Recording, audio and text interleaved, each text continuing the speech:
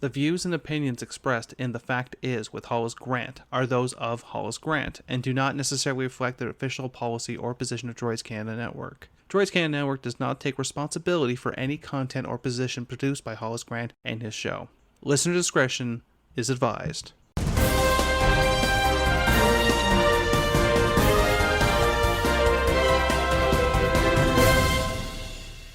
Good morning, good afternoon, and good evening. Thank you for tuning in to another edition of The Fact Is. I'm your host, Hollis Grant, and today on the show we'll be discussing the World Economic Forum.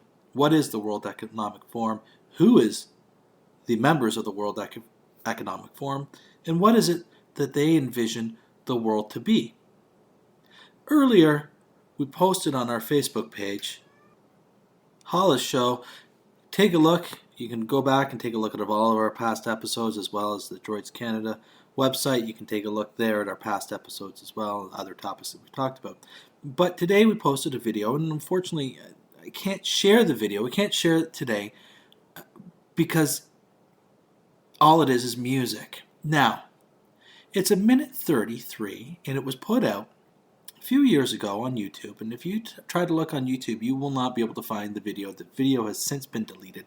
However, there are copies of it, and you can find it on their own Facebook page. It's from a post from November 18th, 2016, and it says, and it's titled, 8 Predictions for the World in 2023.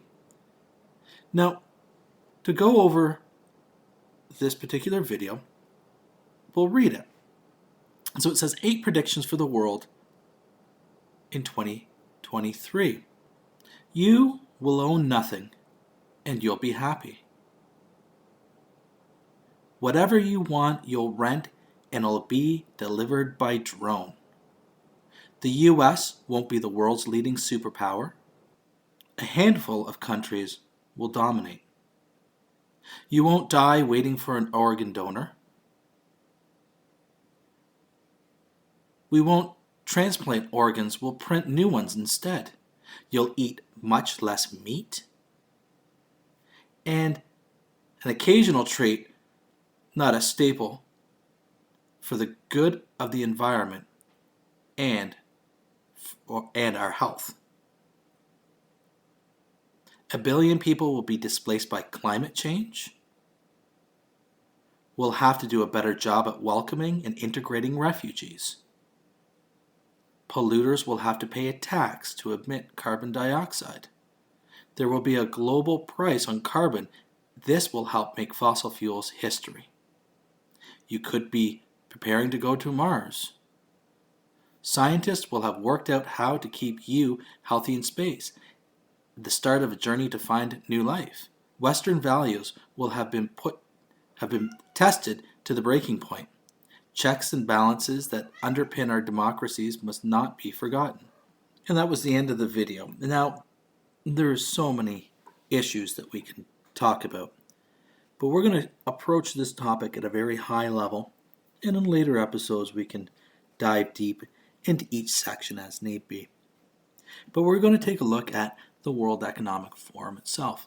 So, weforum.org, their website, and you can take a look at the World Economic Forum website and what they do, but their mission statement is pretty simple. And what is that mission statement? So the World Economic Forum is the international organization for public-private cooperation. The forum engages the foremost political, business, cultural, and other leaders of society to shape global, regional, and industry agendas. It was established in 1971 as a not-for-profit foundation and is headquartered in Geneva, in Switzerland. It is independent, impartial, and not tied to any special interest. The Forum strives in all its efforts to demonstrate the entrepreneurship in the global public interest while upholding the highest standards of governance. Moral and intellectual integrity is at the heart of everything it does.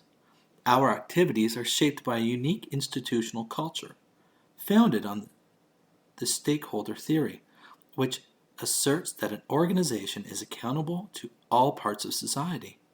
The institution carefully blends and balances the best of many kinds of organizations from both the public and private sectors, international organizations, and academic institutions.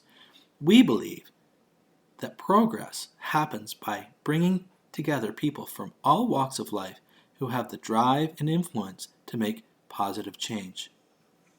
And you can take a look at their plethora of information talking about the Davos Agenda. Davos is the city where this group meets once a year to discuss. Very similar to the Bilderberg organization, not as long because Bilderbergs have been around for quite some time. And this was only founded in 1971.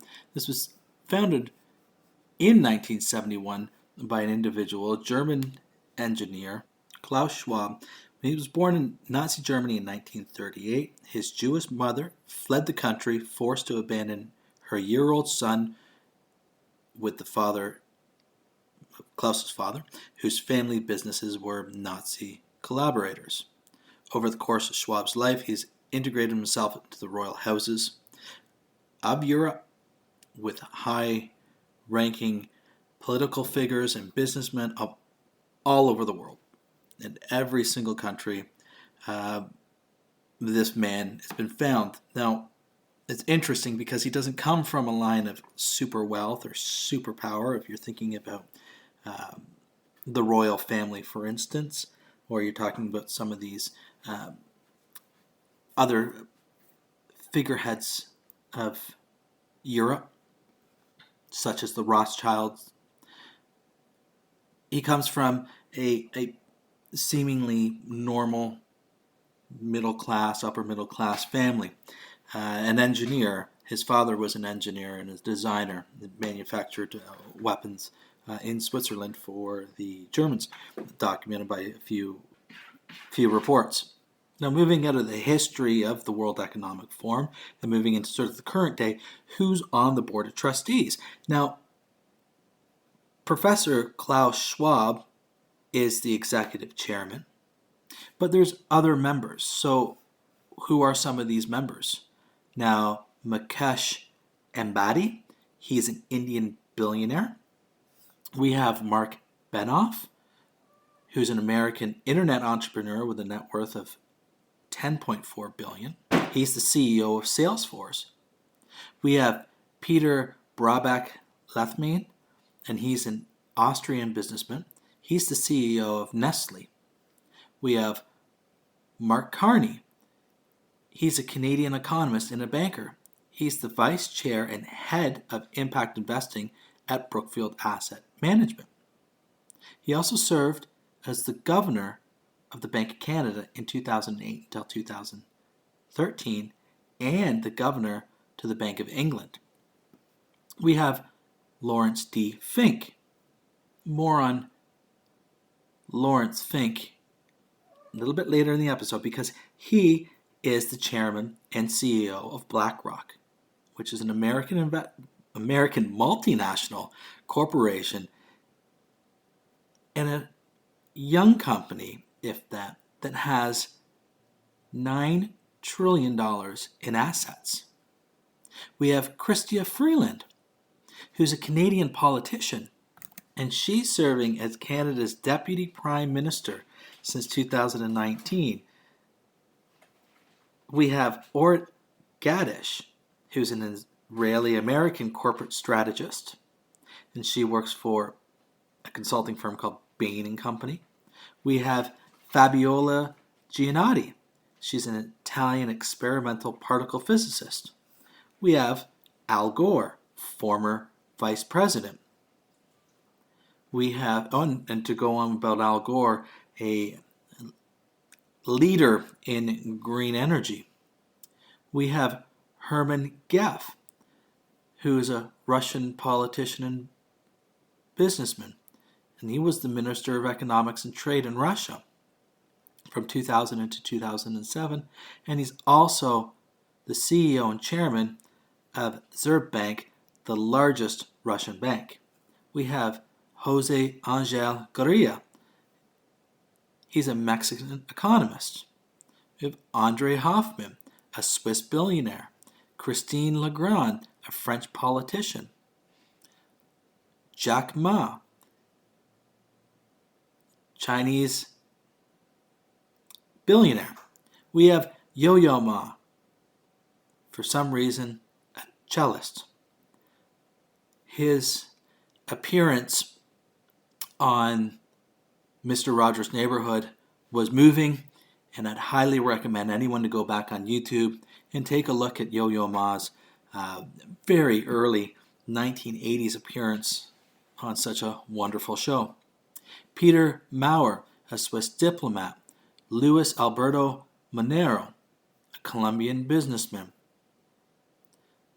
We have Muriel Pénicaud, a French politician. We have Her Majesty Queen Rania Al Abdullah for the Kingdom of Jordan.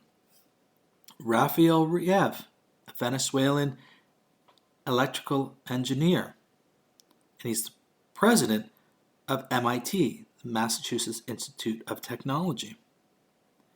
We have David Rubenstein, an American billionaire.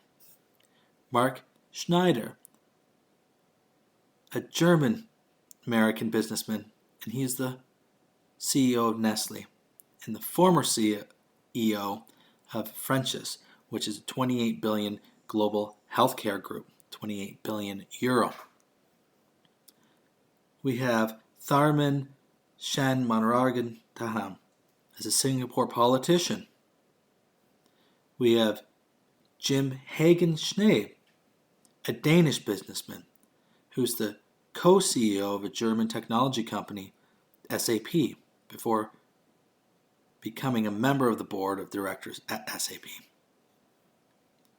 Fike Schijfsen, a Dutch businessman who served as the CEO of DSM from 2000 to 2020. And he helped with the Dutch government from March to 2020. Hanzo Takanakawa, who is a Japanese economist and retired politician. Hin Junmin, a Chinese economist, and is the Deputy Managing Director of International Monetary Fund, or the IMF. The IMF is part of the United Nations. Now, membership to this group is about 1,000 members and member companies, typically global enterprises with more than $5 billion in turnover, and that's varying by industry and region. These enterprises rank among the top companies within their industry and or country and play a leading role in shaping the future of their industry and region.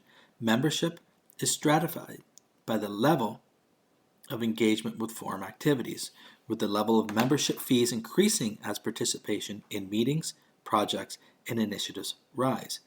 In 2011, an annual membership of $52,000 for an individual member, or $263,000 for an industry partner, and $527,000 for a strategic partner, an admission fee of $19,000 per person.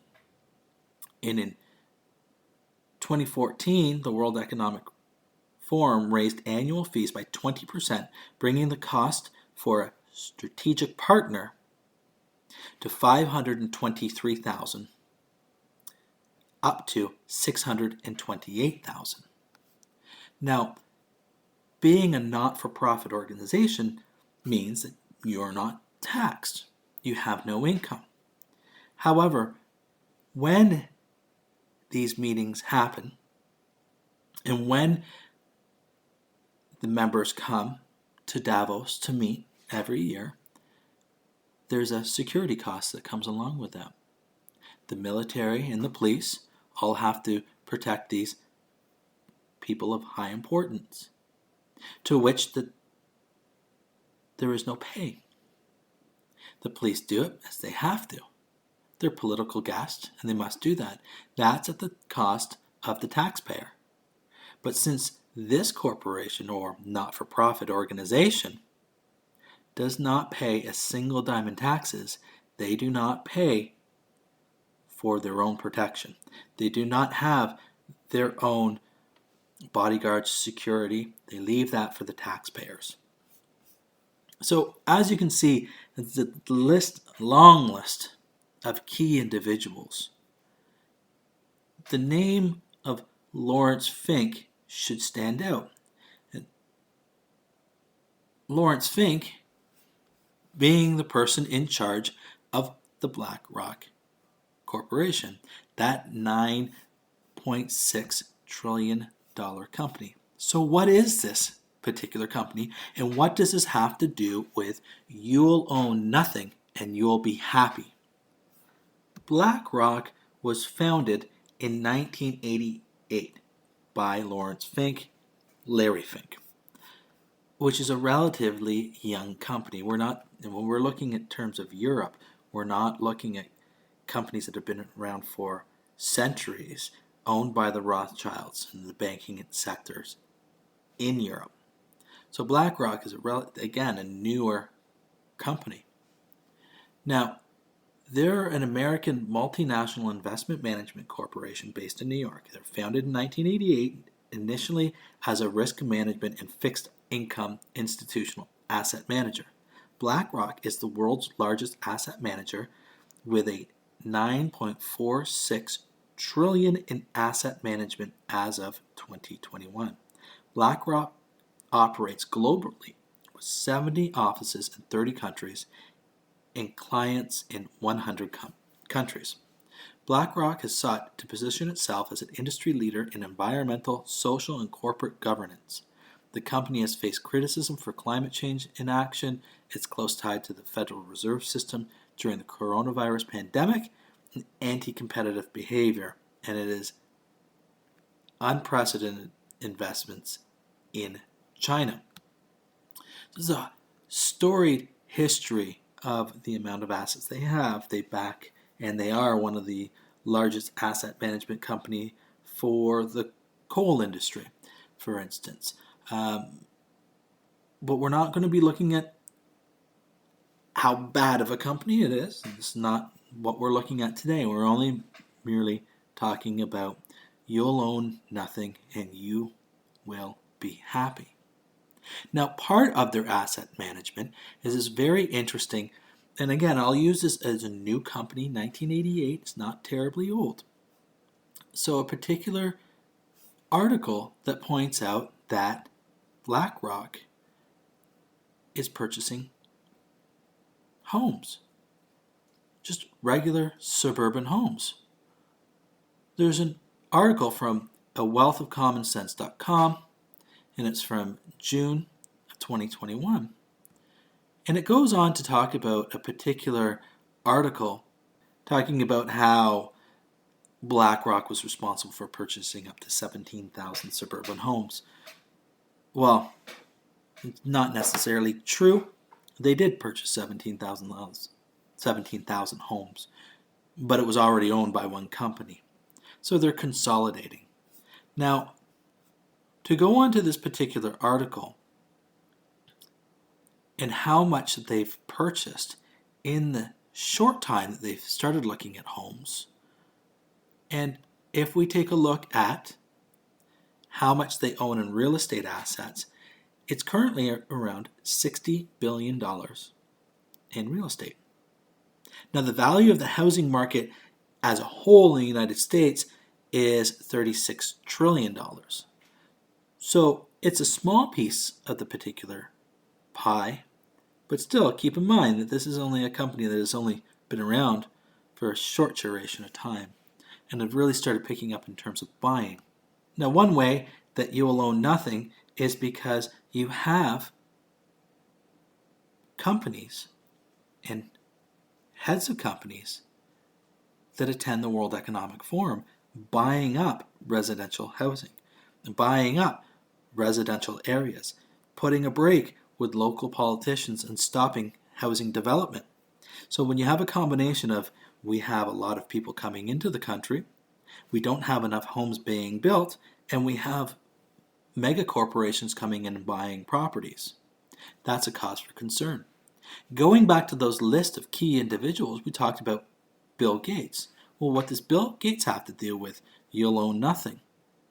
Well, Bill Gates, during his retirement of leaving IBM, has become quietly the largest farmer in all of America.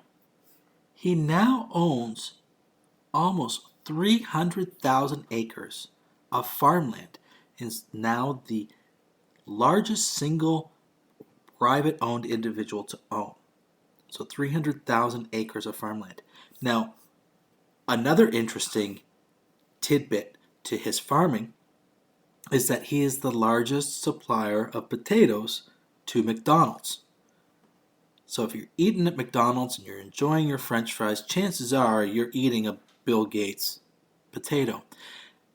He said in multiple occasions and multiple times that the reason why that he's purchasing so much farmland and still continuing to purchase farmland to this day at an alarming rate is for the development of biofuels and seed science and sustainable farming.